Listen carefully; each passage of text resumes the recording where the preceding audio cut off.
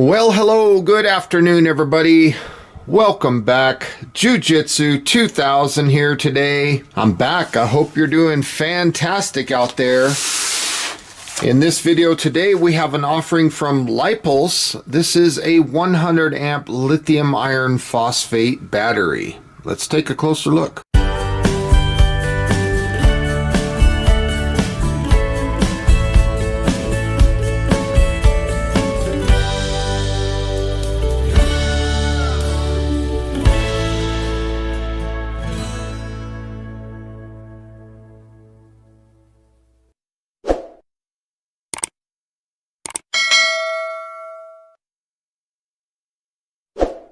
So right off the bat, I want to say thank you to Lipuls for sending this battery out for review. As you can see, it comes packaged in a plain box, and when we open the box up, the first thing that we see here is this beautiful card. Join with us. Power your life with Lipuls. And it shows a picture of a lot of the products that they offer. So very cool. Nice that they include that little card there. And the next thing that we see, I'm very happy about this. I wish more battery manufacturers would do this. This is pretty cool. This is a card that gives you all of the specifications of the battery. Gives you the dimensions of the battery, the weight of the battery, the charging performance of the battery, all your discharge performance information. Very, very cool. It also talks about the amount of cycles that you can get out of the battery and things like that. So very, very cool that they include this card with the battery. On the back, you can see it's a service card. So very, very cool. Looking down inside the box here, you can see that the packaging is well protected. It comes with nice foam inserts around the battery. So we'll just grab a hold of this plastic and pull straight up. That'll get the battery out. And don't forget, inside the box here, your screws. These are your M8 screws. Don't forget those. Those are in the box. So let's go ahead and take this battery out of the plastic that it's in. I love the way they package this thing. Comes well protected. Packaged very nice. You want to make sure that on a battery like this that you don't put it upside down. Obviously the terminals go up towards the sky. Very clean packaging that they do here. Keeps the battery clean and away from dust, and as you saw in the box, it was protected very well. There's some silica gel that they put in there to keep the thing dry. So very cool. Good thick plastic bag that it's in, and then of course you got these handles which allows you to pick up the battery very easily. I like that. Those just kind of spring into place. You got these little covers that cover the terminals, and this is pretty neat. You can see that there's already terminal bolts on the battery, so they give you a spare set. So that's cool. A lot of battery manufacturers don't do that. So very nice. And then of course on the front of the battery you can see the contact information here, and then there's some information on the watt hour rating, the chemistry of the battery, lithium iron phosphate deep cycle battery. Now I must tell you, this is not a battery for an automobile. This is not a cranking battery. This is not for starting vehicles. This is for different applications, which I'll talk about in this video. Both of these terminals, the positive and the negative, they have nice epoxy around them. And these are silver plated copper terminals. That will help lower internal resistance, and that increases your performance because it ensures that you have high current discharge. Very nice that they put that on this battery. Now when you look at these M8 bolts, these are 9/16 inches long and 5/16 diameter, but they are a metric M8 thread. So very, very cool. And I like these little caps. I know that's something silly, but I do like that. It's pretty neat. I'd like to take my multimeter and see what the battery voltage is from the factory. 13.14. 13.15, 13.14 volts DC. So let's go ahead and get this battery on the charger. Fold these handles down. I love them little handles, and I have a little 20 amp charger here. Plug this bad boy on, and we'll let this battery charge until this light turns green. So while we're waiting for this battery to charge, I thought that this would be a good time, a good opportunity for me to talk about some of the specifications of this battery and to tell you why I like it. This battery retail price at the time of me filming this video is $219. That is absolutely fantastic price point for a 100 amp hour lithium iron phosphate deep cycle battery. Now they advertise grade A high premium cells in this battery. The amount of cycles that they expect to get out of these batteries, and on the low side you can get 4,000 cycles, and on the high side you can get up to 15,000 cycles. So if you look at the lower side of 4,000 cycles, if you were to charge this battery every single day, 365 days out of the year, 4,000 cycles would be about 10 years of longevity through this battery. Now, to get that 15,000 cycles, they recommend that your depth of discharge does not drop below 60%. So don't draw it all the way down to 10% and then charge it back up. If you do those types of deep cycles, it's going to reduce the amount of lifespan that you'll get out of these batteries. Now, if you notice, this battery dimension-wise is a little bit smaller from most 100 amp batteries that I've reviewed. The footprint is smaller, and they have an even smaller battery. It's a little 100 amp lithium iron phosphate mini battery. That's really cool. Now the cool thing about having a smaller battery is it fits in more places. So it expands the possibility of things that you can use your battery for. For example, if you want to put a battery like this in a boat, that would be a good thing. You could run a trolling motor off of it. You could put this in an RV or a travel trailer for an off-grid type situation. You could use a battery like this in a tiny house, or maybe you're a van life kind of person and you just don't have a lot of room in your van for solar power equipment. A smaller battery would be a good fit for something like that. And because this is a small battery, it's lightweight and it does have these carry handles, you could even use it for camping applications and put it inside of a tent if you wanted to. These are perfect for off-grid situations, perfect for solar systems. These would be perfect for setting up a communication station. Maybe you're a ham radio operator or something like that, or maybe even on the job site you want to use this battery to run a radio and listen to music all day. You can connect up to 16 of these batteries. You could do up to 4 in parallel or up to 4 in a series. If you hook 16 of these up, you'd have what they call a 4P4S configuration, and that can build you as much power up to 51.2 volts and 400 amp hours of capacity. That's 20.4 kilowatt hours of performance. That is absolutely fantastic. And if you were to hook it up like that, that would be awesome for a solar power off-grid situation battery bank. Another thing that I like about lithium iron phosphate batteries is the chemistry. These batteries do not produce any off gas like lead acid batteries do, so there's no maintenance. And the fact that they don't off gas lets you put batteries like this in all of those small spaces that I mentioned earlier. More specifically, a space that you might be sleeping in. You don't have to worry about any off-gassing with this type of a battery. Now, these do carry a 5-year warranty on these batteries. So to give you an example of what you could expect to get out of 1280 watt hours of capacity, let's say we're going to break this down by wattage. Let's say we have a 50 watt load. Maybe it's charging cell phones and GoPros and light duty things. Maybe we're running lights, something like that, and it's going to pull about 50 watts.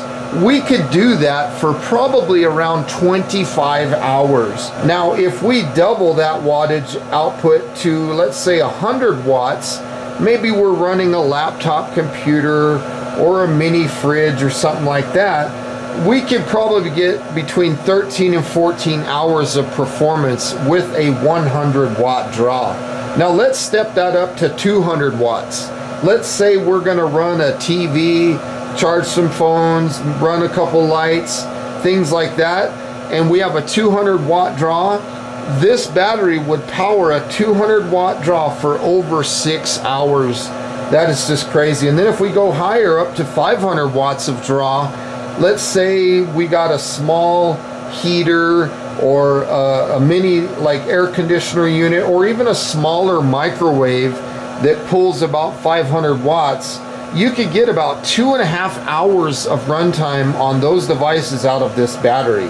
And then of course, if we step it up something even higher, like a 1000 watt draw, maybe that would be something like a coffee maker, a heater, an Instant Pot, or even an electric skillet or an electric burner that you would cook food on, something like that. You could still get almost an hour and a half of runtime drawing 1000 watts.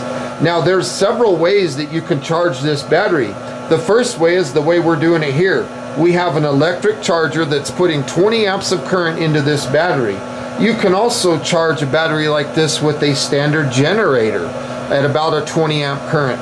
And then of course, if you wanted to hook up solar panels and a charge controller, you could use that as well to charge a battery like this. Now let's talk about the dimensions of this battery. This is 10.2 inches wide, 6.6 inches deep, and it's 8.3 inches tall.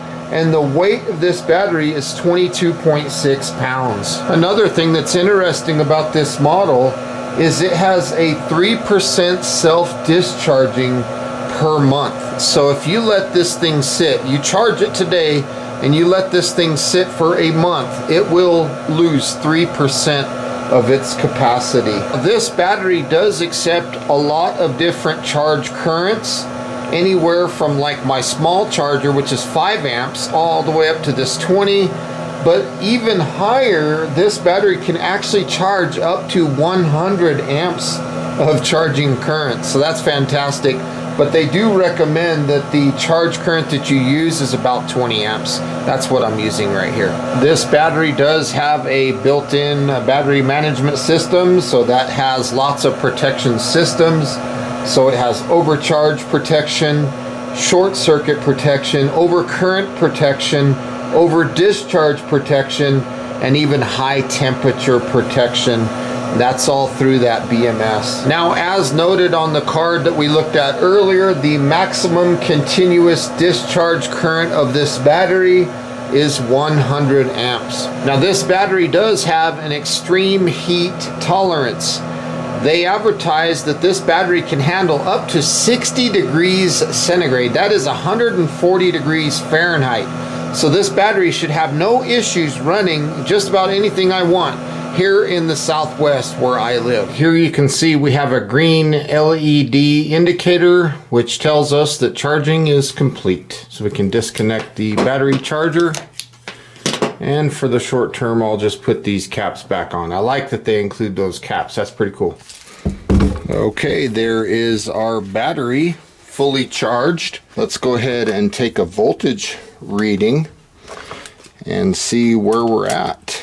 13.73. At this point, if we want some electricity off of this battery, we can plug in whichever power inverter we want.